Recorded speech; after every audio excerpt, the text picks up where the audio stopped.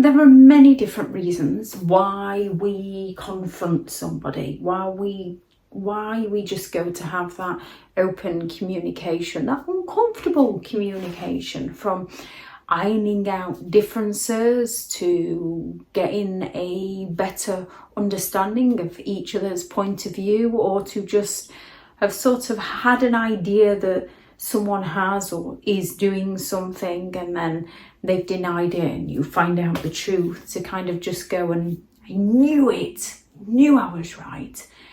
And with genuine people, confrontation isn't necessarily a nice thing, and being confronted, people don't always act in the best manner. However, when you confront a narcissistic person, things often take an ugly turn for the worse. As when it comes to a narcissist, if you confront them, they believe that you are the one who has betrayed them, attacked them in some way, gone behind their back.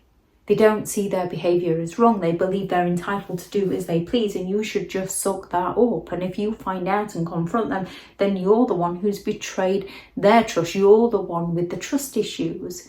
While you're looking for those answers and that open communication, they don't want to give you the answers. They want control. And the answers that you are looking for lay within the narcissist behaviour itself, their traits, their lack of empathy, their sense of entitlement, their exploitativeness. The narcissist is always looking to get away with their behaviour. Therefore, when our human nature takes us to a point when we confront a narcissistic person, there's very similar patterns of behaviour that they follow. And one of the first of these is baiting you. Baiting you into an argument while claiming they don't want to argue with you. Pushing you past your limits until you react negatively towards them, and then they stand back all calm and all smug and, oh, what's wrong with you? What's your problem? Is somebody having a bad day? See, this is why I can never discuss anything with you. Look at the state of you. And you're the one that ends up taking responsibility for your behaviour, that you don't recognise that this is the person who is bringing the worst out in you. And when somebody brings the worst out in you, they're not the kind of person you want to be around. They go all out to shift the blame, so they can bait you to find a way to shift the blame, to divert the topic of conversation, or they can just turn around and say, oh, I'm sorry, if you'd have paid me more attention. Oh, they were obsessed with me. So if you catch a narcissist cheating on you, it's not the narcissist's fault to the narcissist. It's not their lack of loyalty, their lack of respect, their lack of empathy. It's the other person who just so happened to be obsessed with them. Nothing to do with the charismatic charm the narcissist showed towards that person. They just claim that that other person was obsessed with them. No matter how much attention you give them, they will claim it's because you weren't giving them enough attention. They look to divide people, to conquer, to triangulate people, to play people off against each other. So they will go for the, well, so-and-so didn't mind. Or they will turn around and say, well, everybody agrees with me, to make you feel like you're wrong in some way. If they're looking to avoid consequences for their actions, or they still want to exploit you, they might offer that insincere apology to get away with their behaviour, where they're going to come at you with those, I'm sorry if, I'm sorry but, I'm sorry you. So it appears like they're sorry, but again, they're shifting the blame. They go all out to gaslight your reality. Narcissistic people have an apt ability of remembering things that didn't happen and forgetting things that did happen. So they're going to go all out to deny all knowledge, to claim that you're the one that's insecure or jealous or overreacting or obsessed or bitter or going crazy, when they've provoked you into acting crazy, and then they'll stand there and claim that you're the one who's going crazy.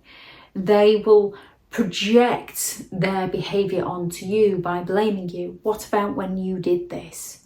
They will point out all your faults and all your flaws and all your mistakes many that aren't even actually yours. We all make mistakes, we all have faults, we all have flaws. A narcissist will point out theirs within you.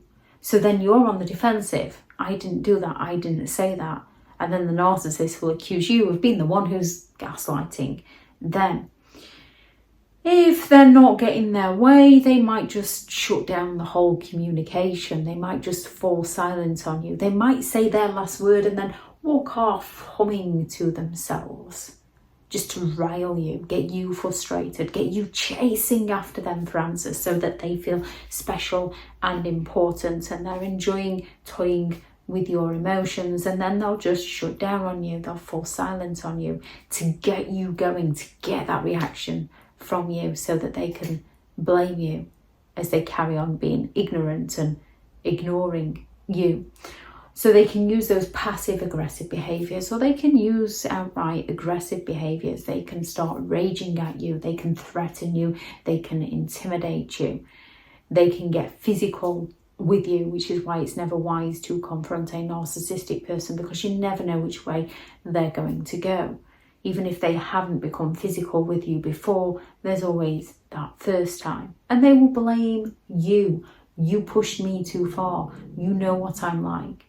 They might damage property and then they'll just excuse it. Well, you're the one that wound me up. At least I didn't hit you, even though they've just wrecked the joint.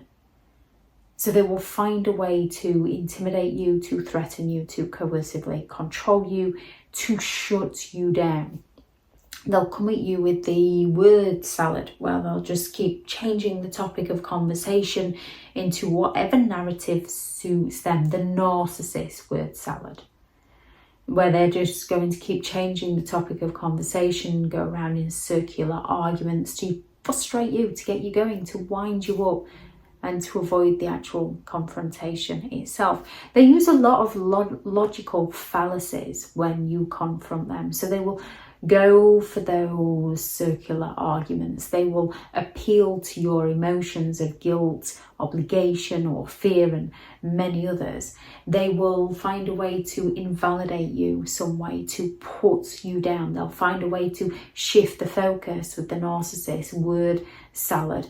They will go out claiming that everybody else is okay with something, or everybody else believes then that you're in the wrong. So they'll attack you with those logical fallacies. So it seems like it makes sense, but it doesn't make sense. You're not going to get any sense from a narcissist. You're just going to walk away feeling confused, frustrated, isolated, lonely, and questioning whether or not you're the issue. And if they want you, they might come back for the Hoover if they want supply from you. And the Hoover is named after the vacuum cleaner brand Hoover, because the narcissist is coming to suck you back in, treat you like dirt, and discard you all over again. When it comes to a narcissist, when you confront them, they often try to find a way to punish you because they feel like you've gone against them. They are some of the most insecure people that you could ever meet, that feel entitled to do as they please, which is a dangerous mix for someone, as they then become highly defensive in protecting themselves. And with their lack of empathy to care for how it affects those around them, there is no low they won't go to protect themselves. So when it comes to confronting a narcissist, what narcissistic people don't like is often the things that they do to you. They don't like indifference. They don't like being ignored. They don't like not being the centre of attention. They don't like being rejected. So when you find something out about a narcissist behaviour, your job isn't to go and confront them and have it out with them and try and change them in some way. You can go and confront someone once to figure out whether they're a genuine person that's willing to communicate and take responsibility. And if they don't the first time, they're not going to the second or third time. Therefore, when you discover infidelity or mistreatment of somebody, your job is to recognise that is who they are as a person. It's not my job to change them. It's my job to recognise that's not the kind of person I want to be around, and change direction away from them. And that is going to annoy a narcissist who's hurt you more than you confronting them. You confronting them gives them attention. It gives them a chance to wind you up. It gives them a chance to punish you. You cutting them off and thinking, right, I know what you did now. It causes them the intrigue. Why have they suddenly stopped talking to me? With a narcissist, they're going to accuse you these days of being the narcissist, whether you are or not. Whether, no matter what you do, they're going to accuse you of being the problem. So you might as well do what is right for you and not what could potentially put you in danger while the narcissist gets enjoyment out of it. And just recognise what they've done. Stop the communication. Stop giving them the attention. It doesn't matter what they think of you. It doesn't matter what they tell other people and what other people think of you. Yes, if it's affecting your career, your family, you need to do what's best to protect yourself, but not directly to a narcissist, because then they know they've got you where they want you. When it comes to dealing with narcissistic people, you have to protect yourself at all costs from those who are willing to destroy you to protect themselves. If anyone has any thoughts on this video, please do add those into the comments for people reading through. Thank you very much to all the returning subscribers and your continued support of the channel. It's greatly appreciated. If you are new to the channel, I'm Elizabeth Shaw. This channel is all about narcissistic behaviour to give you more understanding of the people you might be dealing with within your life, how to handle yourself around those people if you cannot get no contact, and different methods to find what works for you to help you understand and overcome narcissistic and emotional abuse. If you do find the information helpful on the channel, please do subscribe. If you are looking for further help and support in understanding and overcoming narcissistic and emotional abuse, I do have several online guides available, and those teachable links are in the video description. If you're looking for someone to speak to, I have partnered with BetterHelp, and their sponsored link is also in the video description. I do also have a couple of books out on Amazon, a Narcissist Handbook, which is the ultimate guide to understanding and overcoming narcissistic and emotional abuse, and 15 rules to deal with narcissistic people if you're unable to go no contact. I'll link those into the description also if you'd like to go and check them out. Go out there and create the day that you deserve, because you do deserve to have an amazing day. Bye.